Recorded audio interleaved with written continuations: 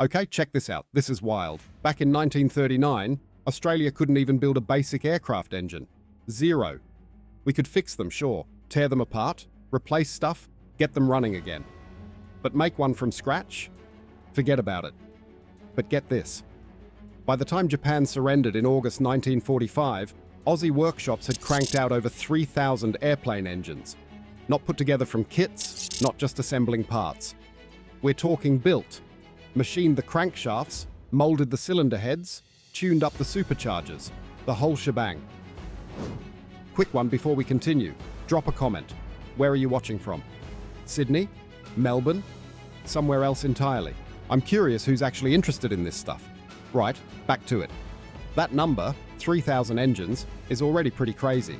But here's where it gets really strange. We pulled it off starting from scratch. Here's what I mean. Back in 1936, the idea behind setting up the Commonwealth Aircraft Corporation, CAC, was simple. Australia needed to build its own military planes. It seemed all right to rely on Britain for fighters and bombers during peacetime, but if war broke out in Europe, factories in Coventry and Bristol wouldn't ship stuff to the other side of the world. That makes sense. So CAC started up in Fisherman's Bend, Melbourne, with the goal of making planes under license. Mostly North American designs, trainers at first, then the Wirraway, based on the NA-16. But there were a few problems. First off, building the plane is one thing, building the engine is something else. Planes are big, easy to see, and not too hard. Aluminum sheets, rivets, steel tubes, hydraulics. Engines, they're like 10,000 tiny pieces working together perfectly at crazy high temperatures, spinning super fast, all measured in tiny increments. One little thing off and the whole thing breaks down in the air. It's not like building furniture. It's closer to making watches, but the watch weighs a ton and has crazy horsepower. Second problem, Australia didn't have the machines, the knowledge of metals, or the trained people to do any of that. Sure, we had good engineers and people who could fix anything, but make engines, that needed special machines, heat treatment places, and people who knew how to use them. And in 1939, we didn't have any of it. So what happened? We went to the Americans, we went to Pratt & Whitney.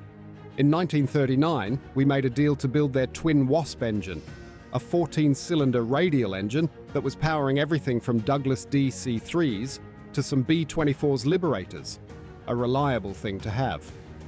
Pratt & Whitney let us have the blueprints. Between 1939 and 1945, CAC and other businesses in Victoria and New South Wales made 755 twin Wasps. That's the number you always hear, and it's impressive for sure, starting with nothing. But here's something no one talks about. Those 755 engines are not even a quarter of Australia's total engine production during the war. What about the rest?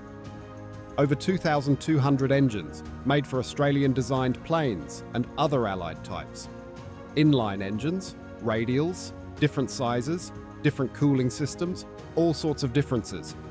If we only had a license for the Twin Wasp, where did the designs for the other 2,000 come from? That's a good question. First, let's talk about what didn't happen. The British didn't help, or at least not when it counted. Throughout 1940 and 1941, while the Germans were bombing British cities and the RAF was losing Spitfires and Hurricanes, Australia kept asking London for the blueprints for the Rolls-Royce Merlin. The Merlin was the engine in the Spitfire, the Hurricane, the Lancaster, the Mosquito, the main British planes. If we could build Merlins in Australia, we'd have a great engine for high-performance fighters. We could defend ourselves and help out in the Pacific without waiting forever for shipments from England. London said no, over and over. First politely, then not so much. They said it was because of strategic manufacturing priorities, which really meant we need every Merlin we can get, and we're not letting you lot start making them on the other side of the world when we can't even keep up with our own needs. That might make sense.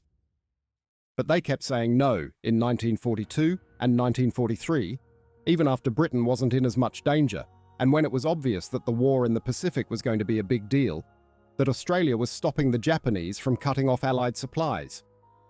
The blueprints for the Merlin didn't arrive in Australia until late 1943.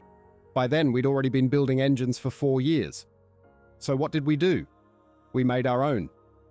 CAC's engineers, especially a guy named Lawrence Wackett, who'd been flying since World War I and really knew his stuff, started making it up as they went. They took American designs. They got whatever info they could from the RAF. They measured wrecked engines. They figured things out to make engines that would actually work in the planes Australia needed. The CA-15 was a cool interceptor designed in Australia. It used an American engine, the Pratt & Whitney R2800, because we couldn't get Merlins. It was never used during war, but even that had existed is crazy. A fighter made from scratch in a country that didn't really make planes, powered by an engine we taught ourselves to build. And here's the thing I wonder about the most. We don't know how many of those 2,000 other engines were really Australian designs, reverse engineered, changed, or just copied from damaged Allied and Japanese engines. The records are incomplete. Production numbers don't always match where things were sent. There are reports of experimental engines that weren't really official. And more than one older engineer has said things like, "Yeah, we made it work, didn't we? Didn't ask for permission." So, did Australia build 3,000 engines because we were awesome, or did we break patent laws and wartime rules because we were on our own? I think it's both. The reason I think that is because of what happened after the war, when the records were put in order, when the licensing agreements were sorted out, when the official stories were written. A lot of those engines just disappeared from the paperwork. They were put into different groups and programs, making it hard to know what was built, where, and for whom. But the veterans remember. The engineers remember. If you look through the maintenance logs of some RAAF squadrons in New Guinea and the Solomons, you find engines that shouldn't be there at all, with serial numbers that don't match anything. So here's what I'm wondering now. If Australia built engines that weren't supposed to exist, who were they for? What were they powering? And why is it still so hard to get a real answer?